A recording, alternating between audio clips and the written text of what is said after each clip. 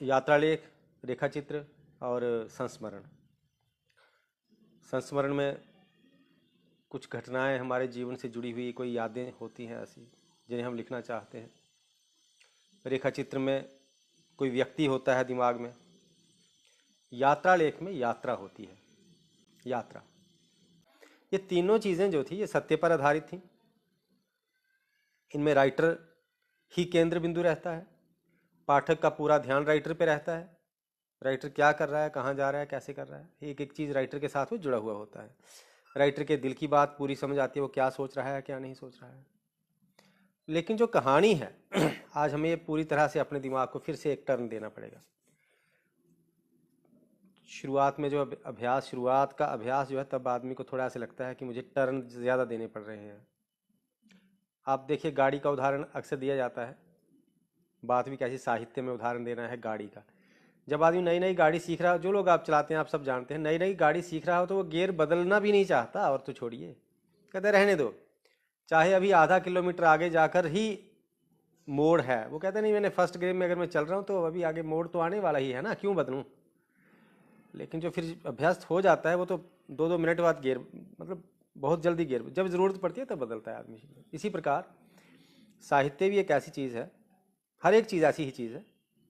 जब शुरुआती अभ्यास आदमी का होता है तब आदमी जब बदलना है उसे तो लगता है थोड़ा रिस्की हो रहा होता है। जैसे गज़ल से कविता में भी आना है तो गज़ल के ही तत्व ज़्यादा कविता में आ जाएंगे, कविता से गज़ल में आना है तो वो वाले तत्व उधर आ जाएंगे। हमने देखा, हम बहर बदल देते थे लेकिन कई लोग पिछली बहर में अभी लिख रहे होते थे, वही मात्राएं अभी निभा रहे होते थे। तो ये रहता है। तो गद्य में इसके ज़्यादा शक रहते हैं, क्योंकि जब पद्य है, पद्य तो पूरा टेक्निकल एक एक चीज़ है, इसका इतना, इसका इतना, इसका इतना, वो तो पूरी गिनती है। गद्य में चीज़ों को बाइफरकेट करना ही, सेग्रीगेट करना ही बहुत मुश्किल है। आप कैसे सेग्रीगेट करेंगे। मैंने देखा है कि आप सबने देखा है, मैंने देखा का अर्थ में अपने खुद को ही प्रत्यक्षदर्शी चश्मदीद के रूप में प्रस्तुत कर रहा हूँ। कहानियों की किताब में आपको रेखाचित्र मिल जाते हैं, कहानियों की किताब में आपको हास्य लेख मिल जाते हैं, कहानियों की किताब में आपको यात्रा लेख लिखे जाते हैं। वेद राही हैं, फिल्म इंडस्ट्री के इतने बड़े प्रोड्यूसर हैं, डायरेक्टर हैं, कहानीकार भी हैं, उपन्यासकार भी हैं। उनकी कहानी काला मोती, अब काला मोती उनकी कहानी ली जाए तो वो कहानी थोड़ी है, वो संस्मरण है। एक घोड़े को लेकर संस्मरण है, शूटिंग के दौरान जिसकी मौत हो जाती है, एक स्टंट के दौरान उसकी मौत हो जाती है, वो संस्मरण है। या फिर उसको रेखाचित्र का रूप दिया जा सकता था, रेखाचित्र हो भी सकता है वो, क्योंकि घोड़े की पूरी कथा वजह बताई गई है। पर चूंकि वो कहानी लिख रहे हैं, वो उसको भी सेग्रीगेट नहीं कर पाया कि ऐसे मैं रेखाचित्र रखूं या संस्मरण रखूं, तो दोनों चीज़ें मिक्स हो गई हैं। अगर उन्हें पता होता कि ये कहानी नहीं बन, हालांकि बहुत मैं उन पर टिप्पणी करने के लायक ही नहीं, मैं उनके चरणों की धूल के बराबर हूँ, उन पे नहीं कर रहे हैं, उनकी एक रचना पे बात कर रहे हैं। ये हमें हमेशा याद रखना चाहिए, फर्क करना आना चाहिए कि जब साहित्य पे टिप्पणी कर रहे होते हैं तो व्यक्ति को भूल जाइए, व्यक्ति कौन है, जो उसकी कृति है, जो उसकी रचना है, जो उसने लिखा हुआ है, उस पर बात करेंगे हम। इसी प्रकार मैं उदाहरण अगर दे रहा हूँ काला मोती नामक उनके लेख, अपने एक रचना का, उसको क्या कहा जाए ये हम फैसला कर सकते हैं। तो अपनी तरफ से उन्होंने वो कहानी लिखी है, कहानी संग्रह में रखा है उसे। ललित मंगोत्रा जी की कहानी है, मेरे बड़े आदरणीय है, पागल नाम की कहानी, उन्होंने कहानी संग्रह में उसे रखा है, लेकिन वो हास्य लेख है, उन्होंने कहानी संग्रह में रखा है। तो अक्सर गद्य में सबसे ज़्यादा हमें ये प्रॉब्लम रहती है कि गद्य में हम चीज़ों को अलग अलग नहीं कर पाते। निबंध हैं, शक्ति शर्मा के निबंध हैं, वो हास्य लेख हैं, निबंध बन ही नहीं पाए। निबंध में तो विचार प्रदान होना चाहिए, निबंध, वो हास्य लेख बन गए हैं। बहुत सारे 7-8 निबंध ऐसे हैं उनके। तो जो नसर है, नज़म के मुकाबले नसर में हमें ज़्यादा ध्यान रखना पड़ता है इस बात का कि क्या हम इसको कोई विधा बना पा रहे हैं या एक मिक्सचर तैयार करके भेज रहे हैं आगे।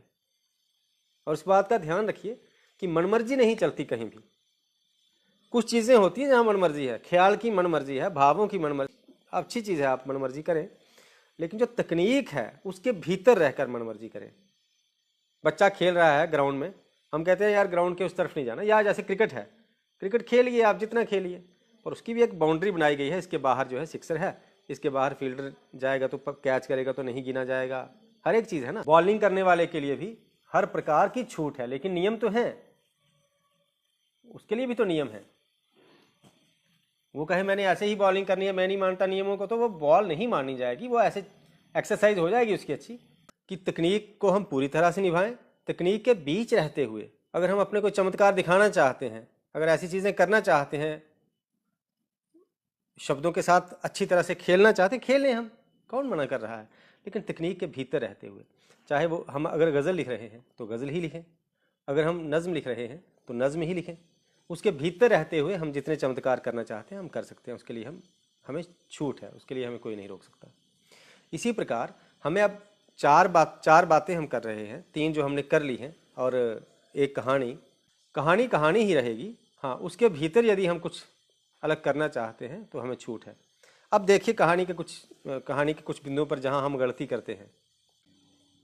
कहानी में हमें यह ध्यान रखना है सबसे पहले कि एक तो हमारे पास कथा वस्तु हो। कथा वस्तु कौन सी चुन रहे हैं हम, बहुत सावधानी से हमें वो कथा वस्तु चुननी है जिसको हम दिल से चुन रहे हो, मन से चुन रहे हो। अपने मन को जांच के, पर कई बार हम अपने मन को भी नहीं समझ पा रहे होते, मन हमें नचा रहा होता है, वो खुद को समझने नहीं दे रहा होता। तो एक मनोवैज्ञानिक का, एक राइटर में ये कैपेबिलिटी होती है कि वो मन को नचाए, मन उसे ना नचाए बल्कि वो मन को नचाए अपनी तरीके से, उसको समझे, मन क्या चाहता है उसके हिसाब से वो कर ले। तो सबसे पहले तो हमें अपने मन को समझना है, मन हमारा क्या चाह रहा है। उसके बाद वही हम कथ्य चुने, वही कथानक जिसके साथ हम दिल से जुड़े हुए हैं, कि हमें ये लिखना है। कोई घटना घटी है, कोई सुनी है, या दिमाग ने कोई क्रिएट की है ऐसी चीज़, ज़रूरी नहीं कि पहले वो घटी हुई ही हो। राइटर ऐसी चीज़ भी कर देते हैं जो बाद में घटती है, क्योंकि दूरदर्शी होते हैं। तो वैसी चीज़ पहले हमने चुननी है। उसके बाद हमें उसके पात्र सोचने हैं, कैसे पात्र हमने चुनने हैं, कितनी तरह के पात्र चुनने हैं। कथानक चुन लिया गया, कथा चुन ली गई, जो भी है उसका फ्रेमवर्क चुन लिया गया कि कहाँ से शुरू करके कहाँ मैंने इस कथा को समाप्त करना है, बीच में क्या रखना है पूरा। तो अब उसके हिसाब से ही उसके बाद हमें उसके लिए पात्र चुनने हैं। कोई भी काम जैसे हम करते हैं, मकान कोई भी काम हो, मकान बनाना है, उसके लिए हम चुनते हैं क्या क्या चाहिए हमें। एक तो राजमिस्त्री चाहिए, सीमेंट वाला मिस्त्री जो होता है सीमेंट का काम करता है, उसके साथ कितनी लेबर चाहिए। शटरिंग वाला इंसान चाहिए, लोहे का काम करने वाला चाहिए, वेल्डिंग करने वाला चाहिए, सफेदी करने वाला चाहिए, आखिर तक जितना हम। तो एक फ्रेमवर्क बनाते हैं हम कि हमें ये करना पड़ेगा। उसी प्रकार कहानी के लिए हमें पात्र जब ढूंढने हैं, हमें पता है हमें ये बातें कहनी है, तो कैसे कहलवाएंगे, किससे कहलवाएंगे, क्या करेंगे, ये हमें पूरा सोचना चाहिए। सोच कर विचार कर हमें पात्र चुनने हैं, कौन कौन से पात्र हैं। पात्रों का चरित्र चित्रण भी करना है हमें, ये बहुत सोचने की बात है। मैं आपको उदाहरण देता हूँ, ओम गोस्वामी जी की एक कहानी है, उसमें उनका पात्र है, संगला नाम की उनकी कहानी है, जिन्होंने पढ़ी है। हाँ नीतू जी, टिप्पणी हम सब अच्छी किया करेंगे इस वर्कशॉप में, अगर और टिके रहे, हम वर्कशॉप खत्म होने के बाद भी कुछ करते रहे तो हम सब टिप्पणी किया करेंगे। टिप्पणी से इंसान सीखता है, मेरी ही नहीं, कोई और भी टिप्पणी करे। मेरे माता पिता जी मेरी किया करते थे मेरी कविताओं पे टिप्पणी। मैं कविता पहले उन्हें सुनाया करता था, जब तक खुशकिस्मती थी मेरी कि सुना पाऊँ।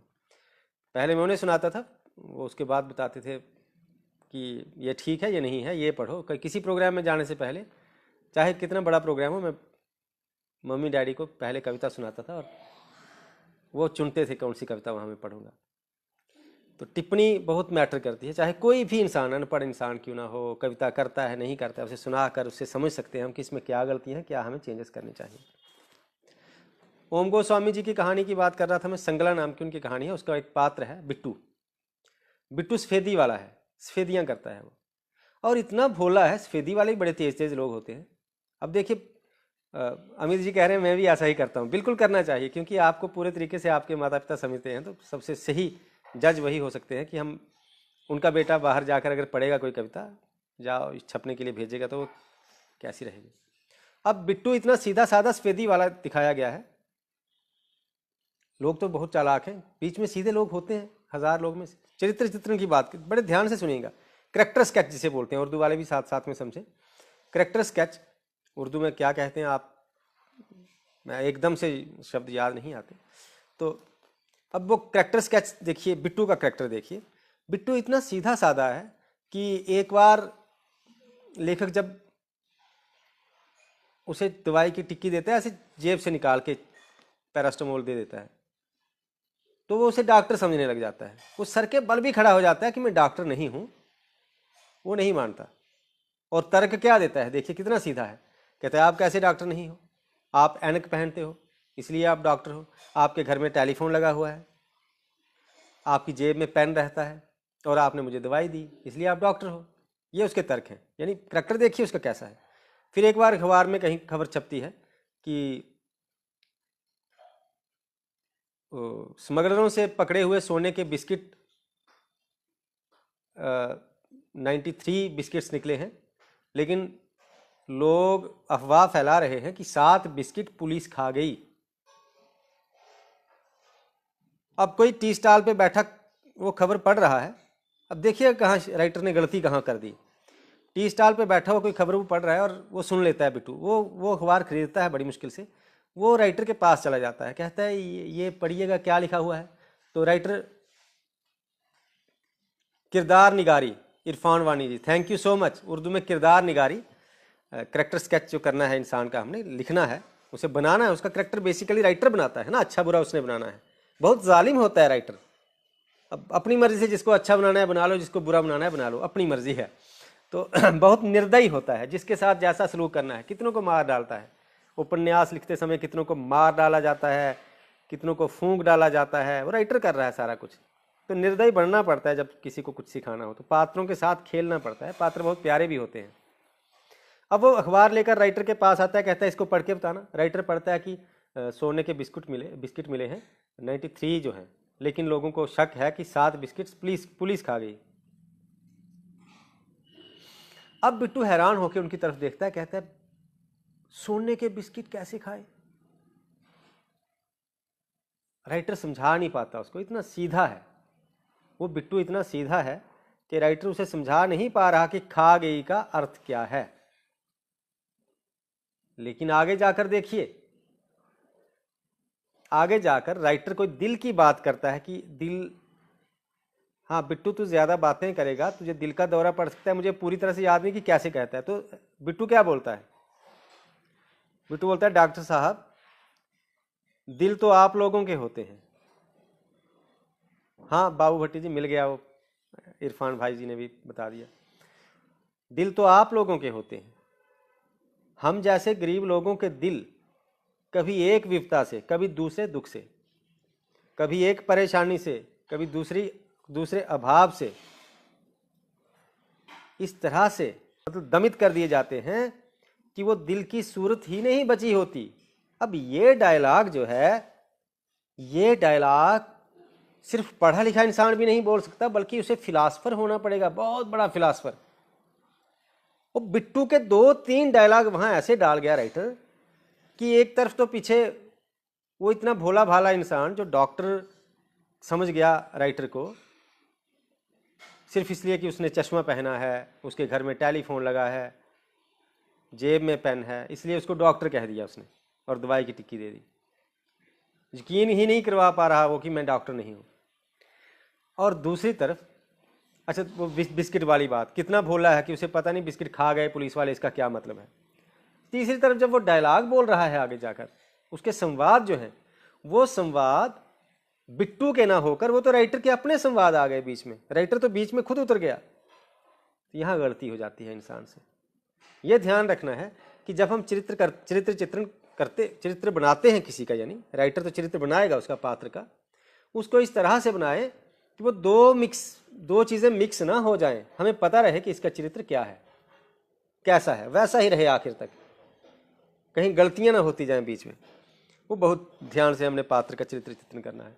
यहाँ बहुत ज़्यादा गलतियाँ करते हैं लोग, बहुत ज़्यादा गलतियाँ करते हैं, ठीक है ना। जैसे एक अमीर आदमी बताया हुआ है, बहुत अमीर बताया हुआ है, पहले दिन तो बता दिया कि उसने जहाज़ खरीदा था, दूसरे दिन कह रहा है यार वाशिंग मशीन खरीदनी है, क्या करूँ बड़ा परेशान है। या फिर उसकी बेटी बता दी कॉलेज में पढ़ रही है, उसके पास फीस नहीं है। या तो रीज़न बताओ ना, बीच में कहानी में बताना पड़ेगा कि ये नहीं देता अपनी बेटी को पैसे, अपने लिए जहाज़ रखा है घूमने के लिए लेकिन बेटी को पैसे नहीं देता। ये बहुत बड़ा फ़र्क मैंने बता दिया। ऐसे छोटे छोटे फ़र्क हम डालते हैं समझाने के लिए। एक बड़ा फ़र्क बताया मैंने कि एक तरफ वो जहाज़ में अगर घूम रहा है और दूसरी तरफ उसकी बेटी कॉलेज की फ़ीस नहीं दे पा रही, या सहेलियों के साथ खाने रेस्टोरेंट में जाती है लेकिन जेब खाली है, या कहीं एडमिशन ही ऐसे कॉलेज में ली हुई है जहाँ गरीब लोगों के बच्चे बेचारे पढ़ते हैं, बहुत अमीर लोगों का कॉलेज नहीं है वो, या बाज़ार में अकेली घूम रही है इतने अमीर आदमी की बेटी, ये भी पॉसिबल नहीं है, वो कार में जाएगी या उसके साथ बॉडीगार्ड वगैरह होंगे। ये सारी चीज़ें हमें ध्यान रखनी होती है चरित्र चित्रण करने के लिए। एक और जो प्रॉब्लम हम क्रिएट करते हैं अक्सर, वो होती है देश काल और वातावरण की। देश काल और वातावरण, उसमें कैसे? अब हम कहानी लिखें, बात 1990 की है, बाय द वे 95 की लगा लीजिए, 2000 की लगा लीजिए। हम बता रहे हैं या बात 2000 भी नहीं बता रहे, हम कह रहे हैं कि इंडिया पाकिस्तान का युद्ध चल रहा था, करगिल युद्ध। उदाहरण देखिए, ध्यान से एक एक चीज देखिएगा। और फौजी अपने घर में अपने मोबाइल से फोन करता है कि मां मुझे आपकी बहुत याद आ रही है। कितना बड़ा देश काल का दोष इसमें आ गया। कारगिल वार के वक्त कारगिल की पहाड़ियों पर मोबाइल सेवा जे.एंड.के में भी नहीं थी तब, तो कारगिल की पहाड़ियों पर मोबाइल सेवा कहां से आ गई? यह देश काल का दोष। Thank you Priyanka ma'am. ऐसे ही कोई ऐसी बात भी नहीं, बात करते करते बात निकलती जाती है। तो यह है देश काल का बहुत बड़ी खामी। या चलिए 97, 98 में जे.एंड.के के बाहर कुछ जगहों में मोबाइल सेवा शुरू हो चुकी थी। किस तरह की थी हमें पता चाहिए, वो किस तरह की थी। वहां से जम्मू में तो फ़ोन नहीं कर सकते थे ना। दूसरी बात, उस वक्त इनकमिंग कॉल के भी बहुत खर्चे थे, 1 मिनट के शायद 4.5 रुपये थे। उस वक्त फ़ोन कितना बड़ा था, शायद इतना बड़ा तो फ़ोन था उस वक्त। तो कोई कहे कि अगली पॉकेट से फ़ोन निकाला, ऐसे नहीं कह सकता, वो हाथ में पकड़ के रखना पड़ता, वायरलेस की तरह होता था। ये बहुत सारी चीज़ें हमें देश काल को ध्यान में रखकर हमने अपनी कहानी की संरचना करनी होती है। किस वक्त की बात कर रहे हैं उस वक्त, या अच्छा उसके बाद आ गया वातावरण, किस एरिया की बात कर रहे हैं, वातावरण। अब मेरे गलियोत की कोई कहानी लिख रहा है और लिख रहा है कि अपर गलियोत से गलियोत में वो आया लेकिन गाड़ी लेट कर गई थी, जहाँ गाड़ी है ही नहीं। या फिर अपर गलियोत से गलियोत में घोड़े पर आया, जबकि वहाँ पैदल रास्ता इतना मुश्किल है, घोड़ों का निकलना तो कहाँ, वो फिर दूसरा रास्ता है बहुत लंबा वाला। वो एक एक चीज़, वहाँ का वातावरण, वहाँ के रास्ते, वहाँ की सर्दी और गर्मी। आप दिसंबर महीने की बात लिख रहे हैं आप समझ लीजिए पत्नीटॉप की बात, भद्रवाह की बात, आप पुंछ के ऊपर वो कौन सा एरिया है जहाँ लोग घूमने भी जाते हैं, गर्मी में भी बर्फ़ गिरती है। और ड्रेसेस कौन सी दिखाई, सोए हैं कैसे, सोए हैं कहाँ सोए हैं। या फिर आप गर्मियों के दिनों में राजस्थान की बात कह रहे हैं, नवंबर महीना लिख रहे हैं, आपको नवंबर याद आ गया कि हम जे.एंड.के में नवंबर में सर्दी होती है, तो राजस्थान में भी सर्दी लगने लग गई पात्र को, तो वही गलती हो गई। तो ये दोनों चीज़ें हमने ध्यान में रखनी होती है। एक देश काल कि समय कौन सा चल रहा है, जिसके समय से क्या हिसाब किताब है। दूसरा वातावरण, सदियों के हिसाब से कविताएं लिखता है आदमी। आप 13वीं शताब्दी की कविता लिख सकते हैं, आप 16वीं शताब्दी कहानी लिख सकते हैं, 16वीं शताब्दी की लिख सकते हैं। उनमें क्या क्या, हमें पूरा नॉलेज होना चाहिए हिस्टोरिक, तभी उस चीज़ को, जिस चीज़ को हाथ डालें उसका हमें पूरा नॉलेज होना चाहिए। और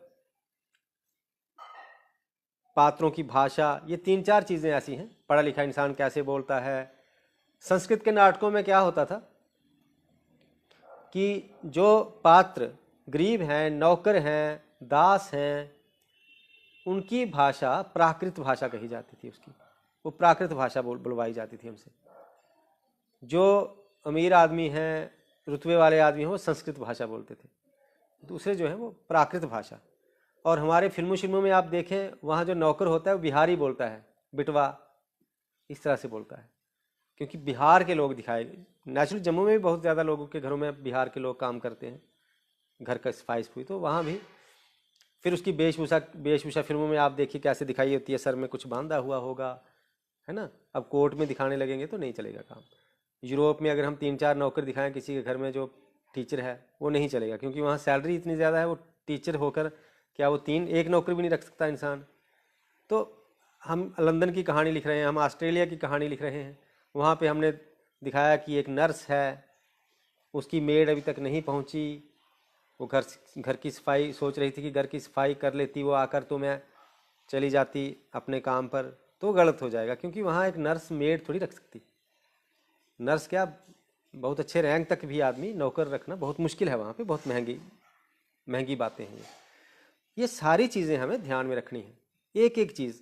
तो राइटर को नॉलेज होना बहुत ज़रूरी है उस चीज़ का, जिस चीज़ पर वो लिखना चाहे। ज़रूरी नहीं कि सब कुछ ही नॉलेज हो, क्या करना है सब कुछ नॉलेज, लेकिन जितना हमें लिखना है उतना हमें नॉलेज होना चाहिए। जो कहानी हम लिख रहे हैं उस कहानी के आसपास की सारी चीज़ों के बारे में हमारा नॉलेज अच्छा होना चाहिए। अब आपने ध्यान, अभी शुरू कर देंगे हम। एक तो ध्यान रखना है पात्र जो चुने हुए, पहले तो आप कथानक चुनेंगे, लिख भी ली होगी कहानी, उसे फिर से पढ़ लीजिए। कथानक कैसा है हमारा, उसको कहाँ से शुरू किया हमने, कहाँ पे ख़त्म किया है, भटक तो नहीं गए बीच में। कहानी में तार एक ही रहती है, नॉवल में अलग बात, नॉवल में बहुत सारी कहानियाँ चलती चलती चलती चलती चलती चलती आगे जाकर एक रस्सी बनती है, बहुत सारी तारें जुड़ती हैं, बहुत सारे धागे जुड़ते हैं और लिपटते जाते हैं धीरे धीरे, फिर एक रस्सी बन जाती है आगे जाकर। या ऐसे समझिए बहुत सारी नदियाँ आते आते आते एक दरिया में मिलती आती हैं, और जब सारी नदियाँ उस दरिया में मिल जाती है तो वो समुद्र में मिल जाता है, समा जाता है। उपन्यास ऐसी चीज़ है, आखिर में जाते जाते सारी नदियाँ एक जगह इकट्ठी हो जाती, छोटी छोटी कहानियाँ, गौण कथाएं कहते हैं। एक कथा मुख्य रहती है, एक कथा मुख्य है, दूसरी कहानी उधर से चल रही है, जो आकर बाद में मुख्य कथा में मिलना है, उसे मुख्य कथा में मिल जाती है। लेकिन कहानी में ऐसा नहीं है, कहानी में एक ही कहानी रहेगी, एक ही, दूसरी कहानी नहीं बीच में जोड़िए, फिर वो कहानी नहीं होगी, फिर वो लघु उपन्यास बन जाएगा या उपन्यास बन जाएगा। उपन्यास के लिए थोड़ी उसका वॉल्यूम भी बड़ा चाहिए, और लघु उपन्यास के लिए थोड़ा वॉल्यूम उतनी की ज़रूरत नहीं है, लेकिन कहानियाँ बहुत सारी होंगी और बाद में जुड़ेंगी। तो इसको ध्यान में रखते हुए एक और चीज़ हम कह सकते हैं, जो कहानी के तत्वों में आखिरी तत्व गिना जाता है, उद्देश्य, कि उस कहानी को कहने के लिए हमारा उद्देश्य क्या है। नॉवल में तो बहुत सारे उद्देश्य होते हैं, दहेज प्रथा भी उद्देश्य हो जाता है, माँ बाप की सेवा नहीं करते बेटे, वो भी उद्देश्य हो जाता है, करप्शन भी उद्देश्य आ जाता है। मुख्य उद्देश्य एक रहता है और छोटी बातें साइडों पे रहती हैं उपन्यास में।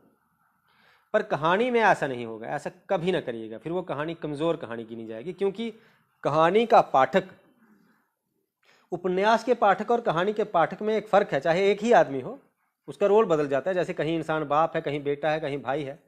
उपन्यास पढ़ते समय हम पढ़ते हैं 4-5 पेज, तब तक कोई काम आ जाता है, फ़ोन आ जाता है, उसी के बीच में हम मार्कर रखते हैं, जो भी अपना कागज़ रखा है पेज मार्कर, उपन्यास बंद, फिर 4 दिन बाद फिर से शुरू कर देते हैं। मूड भी चेंज हो रहा है, जगह जगह पढ़ने का स्टाइल, आधा पढ़ते हैं, कई बार मन करता है छोड़ो यार ये अच्छा उपन्यास नहीं, बंद करके रख देते हैं। पर कहानी ऐसी चीज़ नहीं है, कहानी एक सिटिंग में पढ़ी जाती है। बहुत कम ऐसा होता है कहानी आदमी 2 सिटिंग में पढ़े, लिखनी भी उतनी बड़ी ही होती है कि एक सिटिंग में पढ़ी जाए।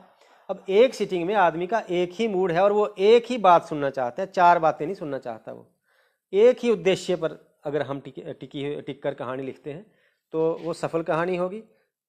पाठक, रीडर हमारा बड़ी आसानी से उस कहानी को पढ़ेगा और पचा लेगा, क्योंकि एक ही उसमें उद्देश्य होगा। लेकिन जब गड़बड़ा जाएंगे, हम उद्देश्य बहुत सारे रख लेंगे या हमें भूल जाएगा कहानी क्या लिख रहे हैं, कहाँ जा रही है, तो वो कहानी नाकामयाब रहेगी, असफल रहेगी, और हम भी असफल लेखक रहेंगे। तो देखते हैं, बाकी बातें तो साथ में जब टिप्पणी होती है उसमें बहुत ज़्यादा हम और बातें कर लेते हैं, ये शुरुआती बातें तो थोड़ी सी होती हैं। तो आइए प्यारे साथियों, शुभकामनाएं, लिखते हैं कहानी, खुद एक बार पढ़ लीजिए और फिर पोस्ट करते जाइए। Thank you so much.